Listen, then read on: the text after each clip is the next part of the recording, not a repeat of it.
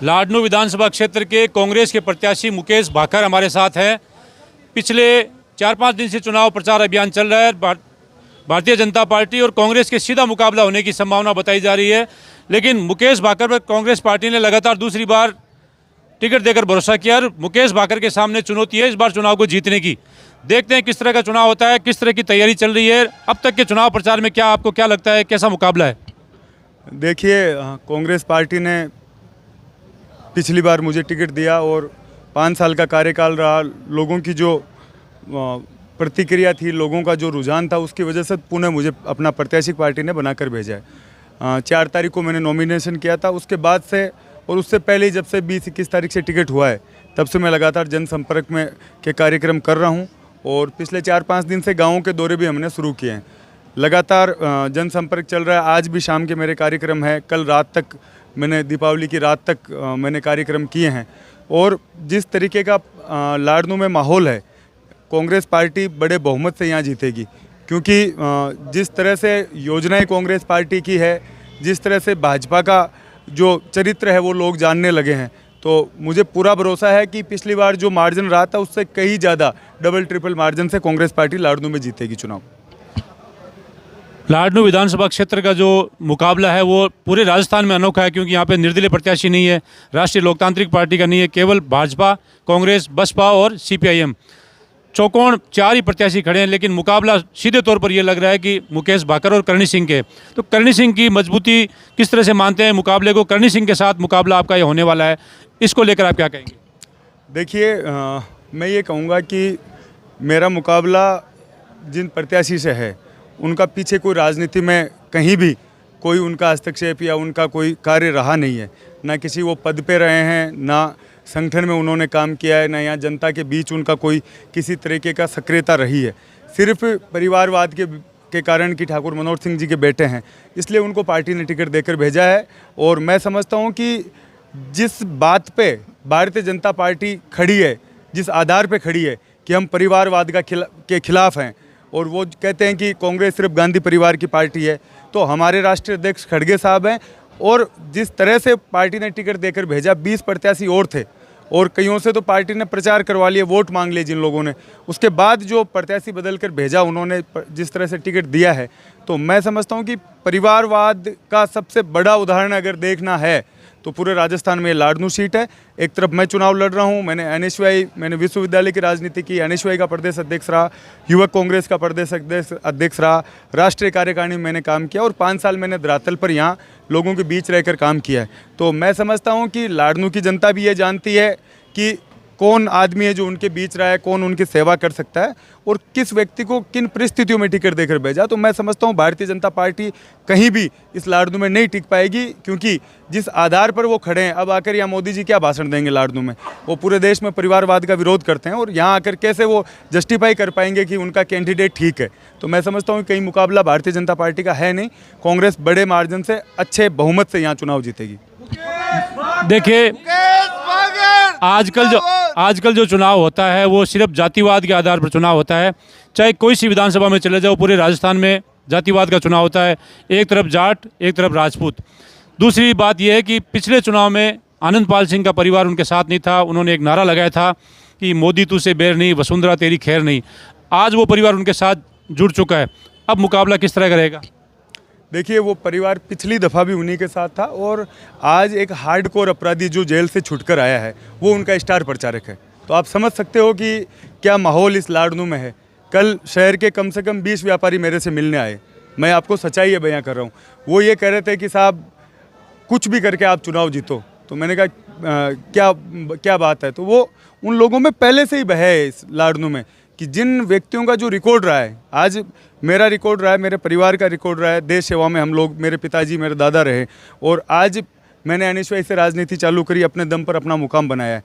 तो दूसरी तरफ उनका प्रचार ही वो हार्डकोर अपराधी कर रहे हैं, मंचों से जाकर खुलेआम धमकी भरे भाषण दे रहे हैं।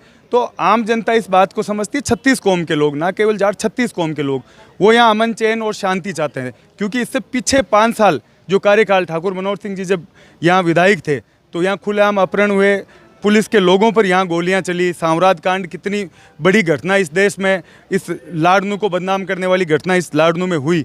तो मैं समझता हूँ कि पिछली दफ़ा भी वो साथ थे और इस बार भी वो खुलेआम प्रचार जिस तरीके से कर रहे हैं, और मैं तो ये कहूँगा कि उनकी टिकट की जमानत मंजीत पाल ने ली है, तो इससे बड़ी बात क्या होगी। लाड़नू की जनता, 36 कौम की जनता समझती है कि एक तरफ वो लोग हैं जो इस लाड़नू में शांति चाहते हैं, विकास के काम चाहते हैं, और दूसरे व्यक्ति वो हैं, मेन उनका मकसद ये है कि उनके साथ रह कर के जो ज़मीनें सरकार ने उनकी कुड़क कर ली थी, जो ज़मीनों पर यहाँ सरकारी काम होने चालू हो गए थे, उन ज़मीनों को हम वापस खुद कब्जे में लें। लेकिन मैं आप मीडिया के माध्यम से कहना चाहता हूँ कि चाहे मैं चुनाव जीतूँ चाहे चुनाव हारूँ, उनके मंसूबे इस लाड़नू में पूरे नहीं होने दूंगा। जब तक मैं जिंदा हूँ, जब तक यहाँ की जनता के सामने उनके सामने जनता के साथ में खड़ा रहूँगा। एक प्रत्याशी है बसपा से जो नियाज़ मोहम्मद है, ऐसा माना जा रहा है कि नियाज़ मोहम्मद जितने भी वोट लेगा वो कांग्रेस को नुकसान करेंगे, आप क्या मानते हैं? देखिए, नियाज़ हमारा भाई है, लेकिन किन परिस्थितियों में वो खड़ा हो उन बातों का भी मैं खुलासा करूँगा। अभी चुनाव आगे है और कौन लोग हैं जो इस पूरे चुनाव के षड्यंत्र के पीछे हैं, किन लोगों ने उसको एक बहकावे में लेकर, मंजीत पाल पहले तो उनको बसपा की टिकट के लिए लेके गया और उसके बाद जब चुनाव पर्चा भर दिया तो जाकर भाजपा को उसने समर्थन कर दिया। तो ये तो एक पूरा मेलजोल है, एक वो कॉम्बो होता है ना, कॉम्बो पेप्सी के साथ पॉपकॉर्न और फ्रेंच फ्राइज, तो ये एक चुनाव का पूरा कॉम्बो है कि चुनाव हराना, उसके लिए साथ क्या क्या चाहिएगा। ये तो पूरी व्यू रचना है, पर जनता समझती है। आज की जनता इतनी भोली नहीं है कि वोट खराब करने के लिए दे देगी। कल मैं रात को गया और मुकेश भाकर अगर मुस्लिम वोट ही नहीं ले पाएगा तो मेरी राजनीति पे मुझे राजनीति करनी नहीं चाहिए। क्यों? जिन लोगों के बीच में रहा हूँ, छोटे से बड़ा हुआ हूँ, जिन लोगों के साथ मेरे पारिवारिक संबंध है, अगर वो वोट ही दूसरे लोग ले जाएंगे मुझे हराने के लिए तो फिर मुझे राजनीति करनी नहीं चाहिए। आप जिस दिन पेटियाँ खुले, एक एक बूथ देख लेना क्या वोट पड़ेंगे और किस तरह से षड्यंत्र यहाँ हारेगा। चौथा उम्मीदवार है भागीरथ यादव, जो कॉमरेड है, आपके गांव के नज़दीक का ही है। पिछले चुनाव में वो कह रहे हैं कि मैं मुकेश भाकर के साथ था। उनकी उम्मीदवारी को लेकर क्या कहना चाहिए? देखो, अब उनकी महत्वाकांक्षा है, चुनाव लड़ रहे हैं और जिला परिषद में कुछ वोट आ गए तो वो गलतफहमी उनको हो गई और उनका चरित्र मेरे से ज़्यादा आप लोग जानते हैं। मैं सीधे तौर पर अभी इंतज़ार कर रहा हूँ कि वो कैसा अपना प्रचार करते हैं। उसके बाद जब मैं उन पंचायतों में जाऊँगा, जहाँ भी जाऊँगा, लेकिन आप कभी भी देख लेना कि कौन सा वोट वो ले रहे हैं, कौन सा वोट उनको आएगा। सारी चीज़ें मैं कह रहा हूँ एक कॉम्बो है, कॉम्बो पूरा, उसका खुलासा करेंगे समय आने पर। पूरी चीज़ें किस तरीके से वक्फ बोर्डों की ज़मीनों पर कब्जे हुए, क्या क्या उनका पीछे का इतिहास रहा है, आनंदपाल ने जब खैराज को मारा तो कहाँ से गिरफ्तार हुआ वो, तो ये सब वो एक व्यू रचना है कि उधर की पंचायतों के वोट डाइवर्ट करो, मुस्लिम समाज को, एससी समुदाय को डाइवर्ट करो जिससे चुनाव हार जाए। तो वो होने वाला नहीं है, क्योंकि सब लोग जानते हैं कि उनकी दोस्ती कैसी रही है इन अपराधियों से, जो सबसे पहले उनके घर से गिरफ्तार हुआ जो व्यक्ति, और फिर पूरा एक व्यू रचना ये बनाई गई है कि कैसे रोका जाए, क्योंकि सीधी लड़ाई में नहीं जीत पाएगा कोई भी व्यक्ति। जो व्यक्ति अपराध में रहता है वो अपराधी की तरह सोचता है, वो सीधी लड़ाई नहीं लड़ सकता। वो यही सोचता है कि कैसे भीतरघात करें, कैसे पीठ पीछे वार करें, कैसे वोटों का बंटवारा हो। लेकिन लाड़नू की जनता सब समझती है, कहीं भी कुछ होने वाला नहीं है। चुनाव कांग्रेस पार्टी बड़े बहुमत से यहाँ चुनाव जीतेगी, सारे षड्यंत्र हारेंगे और समय समय पर सब बातों का खुलासा मैं आपके मीडिया के माध्यम से करता रहूँगा।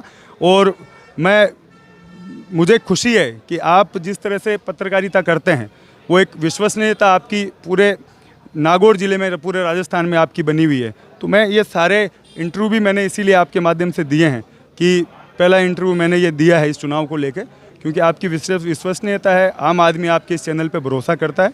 तो मैं समझता हूँ कि जो सच्चाई है वो आप भी, जो गाँवों की, जो शहर की, वो आप भी दिखाएंगे। और चुनाव में किसी भी शर्त पर इस लाड़नू में अपराध को पनपने नहीं दिया जाएगा। अपराधियों को यहाँ पर अपराध को इस लाड़नू में किसी तरह की शरण स्थली नहीं बनने दिया जाएगा। ये आपके चैनल के माध्यम से मैं कहता हूँ। अंतिम सवाल पूछ रहा हूँ, आप हमारे माध्यम से क्या संदेश देना चाहेंगे लाड़नू की जनता को, अपने वोटरों को? क्या मैसेज क्या आपका? देखो, मैं लाड़नू की जनता को ये मैसेज देना चाहता हूँ कि मैं 5 साल आपके बीच रहा हूँ और मैंने जो काम किया है, जो आपके साथ प्रेम मोहब्बत का रिश्ता मेरा रहा है, सद्भाव का रिश्ता मेरा रहा है, अमन चैन का रिश्ता इस लाड़नू के साथ रहा है, और दूसरी तरफ अपराध का गठजोड़ वो सामने है। तो इनको लोगों को, 36 कौम के लोगों को, केवल किसी एक जाति धर्म के लोगों को नहीं, 36 कौम के लोगों को, सब धर्मों के लोगों को ये समझना है कि इस शहर में शांति, अमन, भाईचारा चाहते हैं या फिर जो भाजपा की नीति और अपराध का गठजोड़ इस लाडनू में चाहते हैं, उसको देखकर वो वोट दें। तो ये थे लाडनू से कांग्रेस के प्रत्याशी मुकेश भाकर, जिनका ये कहना है कि वे निश्चित तौर पर ये चुनाव जीतेंगे। और मुस्लिम वोटों पर उन्होंने खास कर ये कहा कि उनका बचपन से अब तक का सफ़र है वो मुसलमानों के बीच में ही रहा है और आने वाले चुनाव में जनता जवाब देगी कि चुनाव कौन जीतता है, कौन हारता है, ये जनता तय करेगी। सहयोगी रफ़ीक के साथ हनीफ खान, लाडनू।